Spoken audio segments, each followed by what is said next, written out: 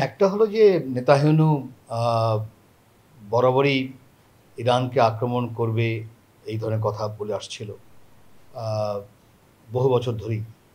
আহ, কারণ তার ধারণা হলো যে আহ, ইরানের কাঠামো যদি ভাঙা যায় তাহলে ইসরায়েলের যেই কাঠামো তৈরি করা হয়েছে সেটা আরও মজবুত হবে। এবং এই কারণেই এই যুদ্ধ আহ, বলতে গেলে সবার সাথে যুদ্ধ করার যে বিষয়টা, কারণ এর মূলে তো রয়ে গেছে প্যালেস্তাইন। হয়তো যুদ্ধ করছি ইরানের সাথে, কিন্তু ইরানেরকে পিছনে যাওয়ার এই কারণেই হলো যে তাদের ধারণা যে আহ, হামাস যেই শক্তি দেখিয়েছে এবার, বা প্যালেস্তাইনরা যে এখনও হার মানছে না, তার পিছনে ইরান একটা বড় শক্তি, এবং ইরানের এই শক্তি বাড়ছে, এবং যতই বাড়বে তাতে সে মনে করছে ইসরায়েলের হুমকি। আহ, অন্য কথায় নেতানিয়াহুর যে রাজনীতি, তাকে যদি ক্ষমতায় থাকতে হয় বা তার, আমি নেতানিয়াহু একা বলবো না, তার পুরো কাঠামোটা যদি থাকতে হয়, তাহলে তার যুদ্ধ ছাড়া তার কোনো উপায় নেই। এখন প্রশ্ন হচ্ছে যে ইসরায়েল যুদ্ধ করার পিছনে মনে রাখতে হবে আমেরিকা যদি না থাকে তাহলে সম্ভব না। এখানে যুদ্ধটা মূলত আমেরিকার সাথেই হচ্ছে, কারণ আমেরিকাও ইরানের যেই পরিবর্তন হয়েছে আয়াতুল্লাহ খোমেনি আসার পরে, সেটা কখনই মেনে নেয়নি। কারণ সবসময়ই আমেরিকা চায় যে তার মতন যেন প্রত্যেকটা দেশে থাকে। যখনই একটা দেশ স্বাধীনভাবে, সেটা যেই অবস্থায় করুক না কেন, তখন হয় গণতন্ত্রের নামে বলা হয়, না হলে বলা হয় ইসলামী মৌলবাদী, যেই কারণে একটা বলে টলে আহ, ওটাকে ভাঙতে চেষ্টা করে।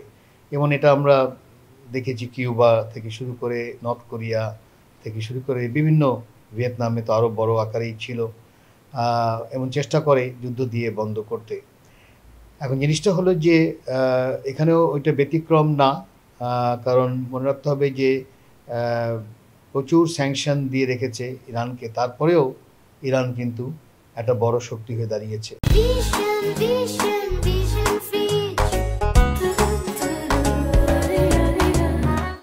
স্যাংশন যদি না থাকতো তাহলে তো আরও বিশাল শক্তি হয়ে আসতো। এবং এই যে আটকানো, এবং মূল যেই সমস্যাটা এখনও রয়ে গেছে সেটা হলো পারমাণবিক অস্ত্রের ব্যাপারটা। যদি ইরান প্রথম থেকে বলছে যে সে অস্ত্র বানাবে না, কিন্তু এখন এমন পরিস্থিতি হয়ে গেছে, যেটা নর্থ কোরিয়া যেটা দেখিয়েছে যে না, অস্ত্র বানিয়ে ফেললে তখন কেউ আর সাহস পায় না তাকে আক্রমণ করতে। তো এখন ইরান সেদিকে যাবে কিনা আমরা জানি না। তবে এটাও মনে রাখতে হবে যে আমেরিকার জনগণ কিভাবে এই যুদ্ধটা দেখবে, ইসরায়েলের জনগণ কিভাবে যুদ্ধটাকে দেখবে, সেটা দেখা দরকার। এবং একেবারেই এই সময় হওয়ার একটা বড় কারণ আমি মনে করি যে ইসরায়েলের বিরুদ্ধে বা নেতানিয়াহুর বিরুদ্ধে বড় আহ, বলতে গেলে রীতিমতো বিশ্বব্যাপী এক ধরনের প্রচার শুরু হয়েছিল, এবং এখানে পশ্চিমা দেশেও জড়িত। তার মধ্যে বিভিন্ন অ্যাক্টিভিস্ট, এবং আমরা গ্রেটার কথা জানি, সেও একটা আন্তর্জাতিক একটা নিউজে পুরো বিষয়টাকে নিয়ে আসলো। এবং ইউরোপের বেশ কতগুলো দেশ প্যালেস্তাইনের দুই রাষ্ট্র স্বীকৃতিও দিল। এই যে পরিবর্তনটা যে হতে যাচ্ছিল, এটাকেও থামানোর একটা বিশাল শেষ চেষ্টা বলা চলে। নেতানিয়াহু একেবারে ইসরায়েলকে এমন জায়গায় নিয়ে গেছে যে তার শেষ রক্ষা কিভাবে করা যায়। এখন দেখতে হবে যে ইসরায়েলের জনগণ এটাকে কিভাবে নিচ্ছে এই যুদ্ধের মধ্যে, এবং অবশ্যই এটাও দেখতে হবে যে ইরান কিভাবে পাল্টা জবাব দেবে, কারণ কোনো সন্দেহ নেই ইরান বসে থাকবে না। এখন সেই পাল্টাপাল্টি পরিস্থিতিতে আরও বড় ধরনের যুদ্ধ হবে কি না, সেটাও আমাদের অপেক্ষা কিছুটা করতেই হবে।